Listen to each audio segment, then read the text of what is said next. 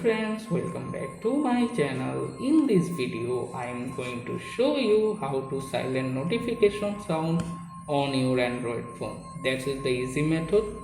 You can easily silent notification your phone. So let's get started. First, open the settings app. After the setting app is open, scroll slowly. You can locate the sound and vibration option. Just tap on them one. Inside the menu page, you can scroll and find the notification sound option. Tap on them.